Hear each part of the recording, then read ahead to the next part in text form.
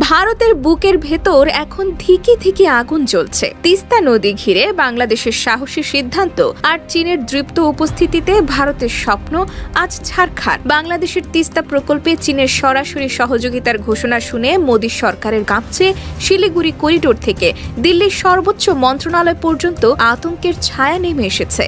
এতদিন ধরে দাদাগিরি করে যাওয়া ভারত আজ দেখছে কিভাবে বাংলাদেশ নিজের স্বার্থ নিয়ে সত্যিকারের লড়াই শুরু করেছে, আর চীনের হাত ধরে সেই দাদাগিরির ঘাড় মটকে দিতে প্রস্তুত হয়েছে।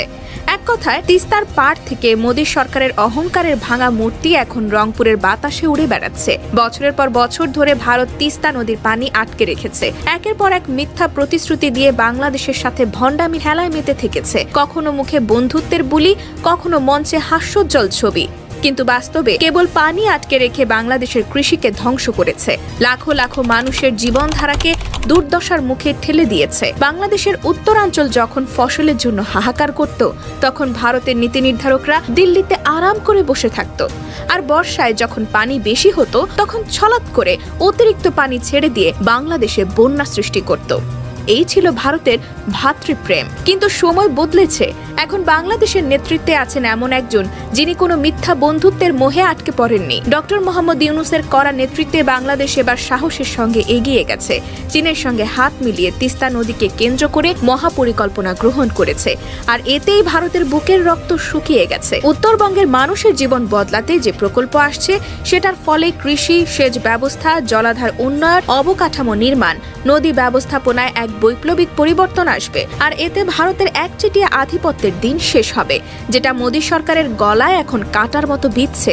ভারতের দুশ্চিন্তা এতটাই বেড়েছে যে তারা ইতিমধ্যেই শিলিগুড়ি করিডোর বা চিকেন নেক এলাকায় সেনা উপস্থিতি বাড়িয়েছে। কারণ তারা জানে, বাংলাদেশের রংপুর অঞ্চলে যদি চীনের বিনিয়োগ ও অবকাঠামো উন্নয়ন ঘটে, তাহলে ভারতের 7 সিস্টার রাজ্যগুলোর সঙ্গেও তাদের যোগাযোগ দুর্বল হয়ে যাবে। চীনের কৌশলগত উপস্থিতি ভারতের সমস্ত উত্তর পূর্বাঞ্চলীয় নিরাপত্তাকে দুর্বল করে দেবে, এবং সেটাই ভারতের সেই পুরনো ভয়ের বাস্তব রূপ, যা তারা কখনোই স্বীকার করতে চায় না।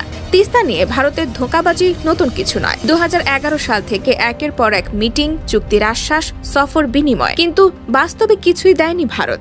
বছরের পর বছর ধরে পশ্চিমবঙ্গের অজুহাত দেখিয়ে পুরো বিষয়টাকে আটকে রেখেছে। বাংলাদেশের জনগণের কান্না তাদের কানে পৌঁছায়নি, বরং তিস্তা নদীকে নিজেদের একচেটিয়া সম্পদ মনে করে বাংলাদেশের কৃষি ব্যবস্থা ধ্বংস করাকে এক ধরনের মৌন নীতি হিসেবে চালিয়ে গেছে। কিন্তু এবার বাংলাদেশ সেই ষড়যন্ত্রের জাল ছেড়ে বেরিয়ে এসেছে। চীনের সঙ্গে বাংলাদেশের এই নতুন সংযোগ শুধু তিস্তা প্রকল্পেই থেমে থাকবে না, এটা হবে বাংলাদেশ চীন অংশীদারিত্বের নতুন যুগের সূচনা। বাংলাদেশের উত্তরাঞ্চলের অবকাঠামো উন্নয়ন, পরিবহন নেটওয়ার্ক শক্তিশালীকরণ, কৃষি প্রযুক্তি উন্নয়ন, সবকিছুতে চীনের অংশীদারিত্ব বাড়বে। ভারতের যে ভয় আজ তাদের চোখে মুখে স্পষ্ট, সেটি বাস্তবে রূপ নিতে এখন আর বেশি সময় লাগবে না। ভারতের মিডিয়াগুলো ইতিমধ্যেই হাহাকার শুরু করেছে। তারা কখনো বাংলাদেশ চীনের কাছে বিক্রি হয়ে যাচ্ছে বলে অপপ্রচার চালাচ্ছে, কখনো বাংলাদেশের ওপর ন্যাকামি করে নতুন মিথ্যা বন্ধুত্বের গল্প বানাচ্ছে। কিন্তু এইসব চালাকি এখন আর বাংলাদেশের জনগণ খায় না। বাংলাদেশের মানুষ আজ বোঝে, যারা বছরের পর বছর প্রতিশ্রুতি দিয়ে কিছু দেয়নি, বরং পানি আটকে রেখেছে,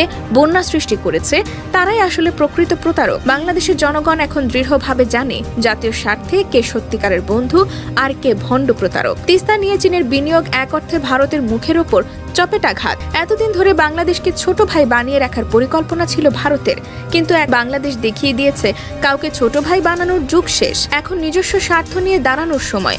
আর এই শক্ত অবস্থান ভারতের জন্য সবচেয়ে বড় আতঙ্ক। কারণ ভারত জানে, একবার যদি বাংলাদেশ পুরোপুরি চীনের কৌশলগত জোটে ঢুকে যায়, তাহলে দক্ষিণ এশিয়ার ভূরাজনীতি এমনভাবে পাল্টে যাবে যা আর ভারতের নিয়ন্ত্রণে রাখা সম্ভব হবে না।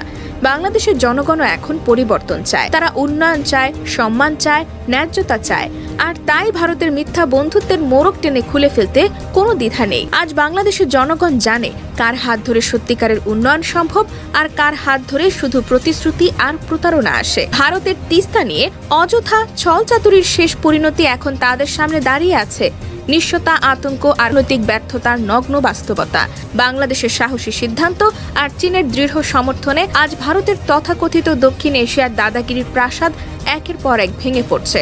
নরেন্দ্র মোদী সরকার এখন শুধু মলিন মুখ করে দর্শকের ভূমিকা পালন করছে, কারণ তাদের সামনে আজ বাংলাদেশের স্পষ্ট ঘোষণা, দেশের স্বার্থ নিয়ে আর কোনো আপোষ নয়, কোনো মিথ্যা বন্ধুত্বের অভিনয় নয়।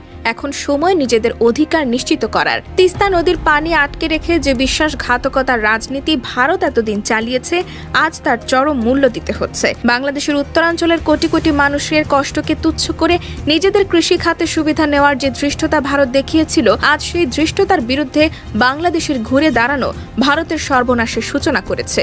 শিলিগুড়ির চিকেন নেক আজ ভারতের কাছে গলার কাঁটা হয়ে দাঁড়িয়েছে।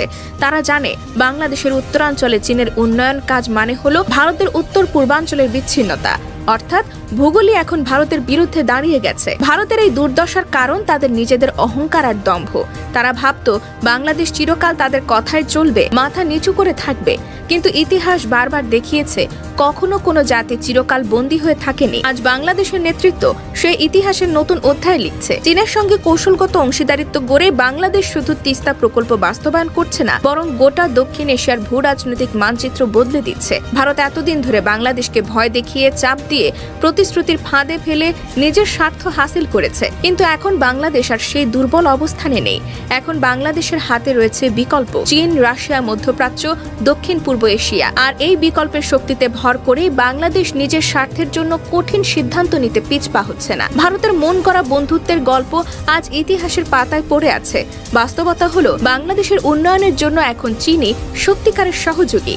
তিস্তা নদী ঘিরে ভারতের এতটা ভয় পাওয়ার আসল কারণ এটা তাদের সম্মানের ভাঙন। বাংলাদেশ যদি চীনের সহায়তায় তিস্তা নদীর পুরো ব্যবস্থাপনা সফলভাবে গড়ে তোলে, তাহলে দক্ষিণ এশিয়ায় অন্যান্য ছোট দেশগুলো সাহস পাবে ভারতের দাদাগিরির বিরুদ্ধে দাঁড়াতে। ভুটান, নেপাল, এমনকি শ্রীলঙ্কাও ভারতের একচেটিয়া দাপটকে চ্যালেঞ্জ করবে। আর এই চ্যালেঞ্জের শুরু বাংলাদেশ থেকে হচ্ছে, যা ভারতের জন্য এক দুঃস্বপ্নের মতো।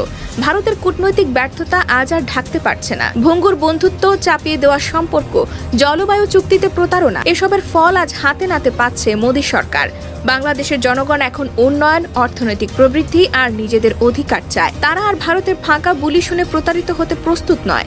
দেশের স্বার্থে তারা এখন যে কোনো শক্তির সঙ্গে যুক্ত হতে প্রস্তুত, যারা সত্যিকারের উন্নয়ন আনতে পারে। ভারতের দুশ্চিন্তার আরেকটি বড় কারণ হচ্ছে চীন কখনো মুখে মধু মনে বিষ জাতীয় সম্পর্ক করে না। তারা বিনিয়োগ করে, অবকাঠামো করে, বাস্তব উন্নয়ন দেখায়। আর বাংলাদেশও জানে কথার ফুলঝুরি দিয়ে বাংলাদেশের উন্নয়ন হয় না, পদক্ষেপ নিতে হয়, বাস্তব কাজ করতে হয়।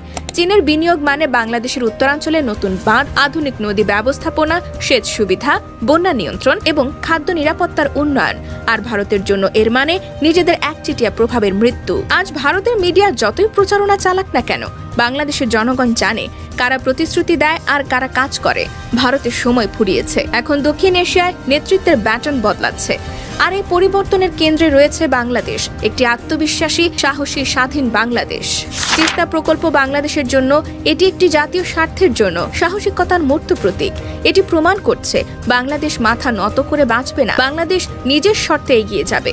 এবং যদি ভারতের মতো প্রতারক প্রতিবেশী এই পথে বাধা হয়ে দাঁড়ায়, তাহলে সেই প্রতিবেশীকে ইতিহাসের আস্থা করে ঠেলে দিতে একটুও দেরি করবে না বাংলাদেশ। আজ ভারতের মাথায় হাত পড়েছে, ঘুম হারাম হয়েছে, আর বাংলাদেশ তার ইতিহাসের অন্যতম সাহসী পদক্ষেপ নিয়ে এগিয়ে চলেছে চীনের বন্ধুত্বে, নিজের জনগণের স্বপ্ন নিয়ে। সময় বদলেছে, বাংলাদেশ আর কারো করুণা চায় না। বাংলাদেশ এখন নিজের ভাগ্য নিজেই করে নেয়। আর এই সত্য ভারত যত দ্রুত বুঝবে, ততই মঙ্গল।